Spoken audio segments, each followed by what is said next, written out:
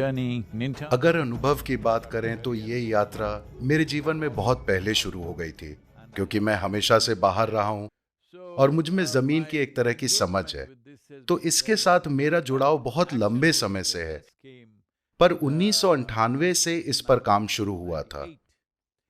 उस साल संयुक्त राष्ट्र की कुछ एजेंसियों ने तमिलनाडु में आकर भविष्यवाणी की थी कि 2025 तक तमिलनाडु की 60% मिट्टी रेत में बदल जाएगी। तो जब मैंने ये देखा तो पहले तो मुझे विश्वास ही नहीं हुआ। तो मैंने तमिलनाडु के चारों ओर ड्राइव करने और खुद देखने का फैसला किया।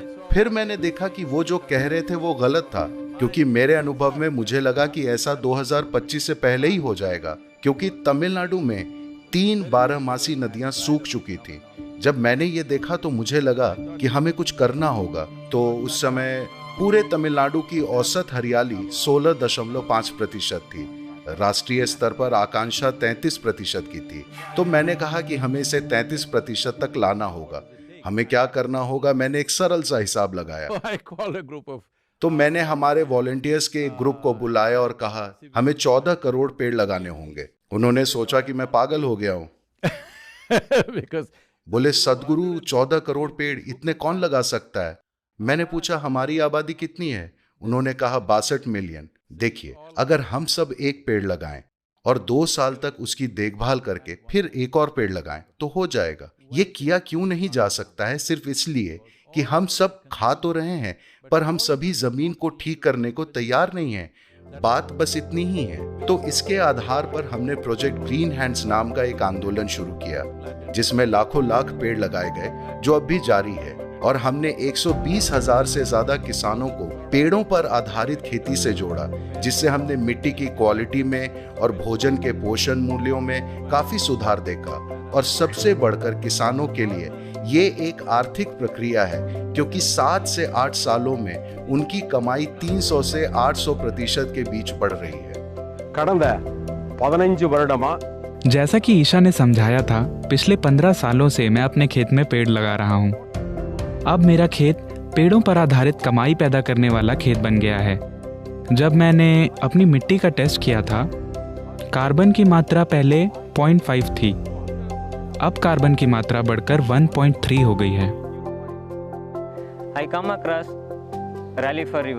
मुझे नदी अभियान और कावेरी पुकारे अभियान के बारे में पता चला। मैंने अपनी खेती की जमीन में ज्यादा कीमत वाली लकड़ी के पेड़ों की 6 अलग अलग किस्मों के लगभग 2000 पौधे लगाए। 15 से 20 सालों के समय के अंदर ये मुझे लगभग 8 से 10 करोड़ रुपए की कमाई दिला देगा। अब तो मेरा भविष्य उज्जवल है। एक जरूरी चीज जिस पर मैं अभी जोर दे रहा हूं वो ये कि हमें फॉरेस्ट प्रोड्यूस या जंगल की पैदावार शब्द को छोड़ देना चाहिए। ऐसा कुछ नहीं होता। अगर आपको लकड़ी चाहिए आप इसे उगाइए, अगर आपको शहद चाहिए आप इसे उगाइए, आपको बाकी जो कुछ भी चाहिए आप उसे अपनी खेती की जमीन पर उगाइए। अभी हम दुनिया के अलग अलग हिस्सों से 70,000 करोड़ से ज्यादा कीमत की लकड़ी का आयात कर रहे हैं। ये 70,000 करोड़ अगले 20 सालों में हमारे किसानों के पास जा सकते हैं अगर हम अभी से पौधे लगाना शुरू कर दें। तो इसका मतलब ये नहीं कि हम खेती छोड़ दें, हम लगभग हर फसल उगा सकते हैं। पिछले 22 सालों से हमने यही साबित किया है। मेरा काम है अर्थव्यवस्था और पर्यावरण के मिलन को अंजाम देना, क्योंकि अगर ये दोनों चीजें एक दूसरे से नहीं जुड़ी तो पर्यावरण हार जाएगा। इसके आधार पर हमने अगली चीज शुरू की, क्योंकि मैंने देखा कि जमीन पर पेड़ लगाने को लेकर कई नीतियों से जुड़ी रुकावटें थी। ये इस तरह से किया गया। मैं 29 दिनों में कन्याकुमारी से हिमालय तक गया और मैं 16 राज्यों से गुजरा। उस समय इन 16 राज्यों में 6 अलग अलग राजनीतिक दल थे। हमें उन सभी राजनीतिक दलों से पूरी भागीदारी मिली, क्योंकि 16 करोड़ 20 लाख इस आंदोलन का समर्थन कर रहे थे। हमें समझना होगा, लोकतंत्र में सिर्फ एक ही ताकत होती है, वो है लोगों की संख्या।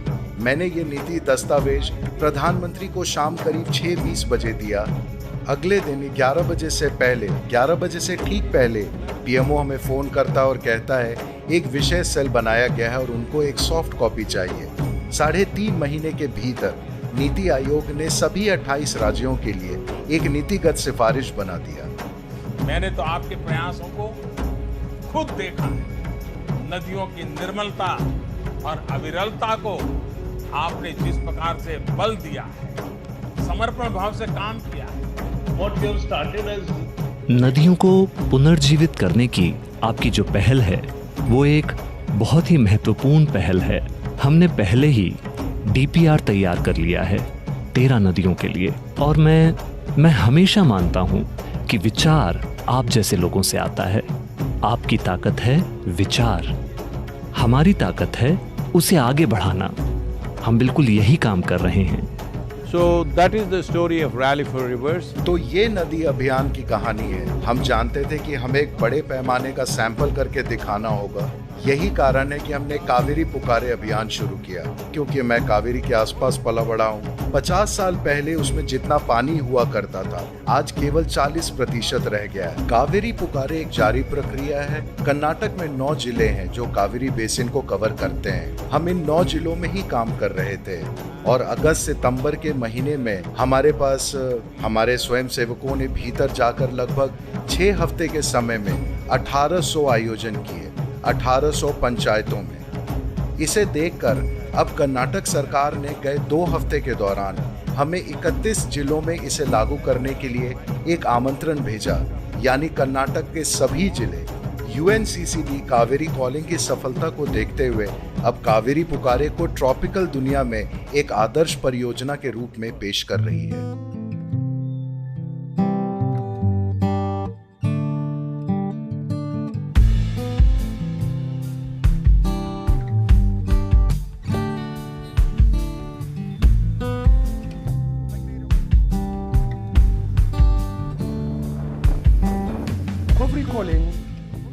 कावेरी कॉलिंग बड़े पैमाने की एक ऐसी परियोजना हो सकती है जो सबसे कमजोर आबादी की रहने की स्थिति को सुधार सकती है और उस जमीन की भी मदद करती है जो हम सभी के जीवन का सहारा है। मेरे लिए आप सतत विकास लक्ष्यों के अवतार हैं, क्योंकि वैसे तो 17 लक्ष्य हैं, लेकिन वे सभी आखिर में इन 2 चीजों के बारे में हैं, लोग और यह धरती। लोगों की स्थिति सुधारना और धरती की रक्षा करना, यही आपका मिशन है। तो आपका बहुत बहुत धन्यवाद। तो महामारी ने किसी भी तरह हमें धीमा नहीं किया है। हमारे स्वयं सेवकों का समर्पण, अपने खुद के स्वास्थ्य और खुशहाली को जोखिम में डालते हुए वे बाहर निकलकर यात्राएं कर रहे हैं, चीजें कर रहे हैं।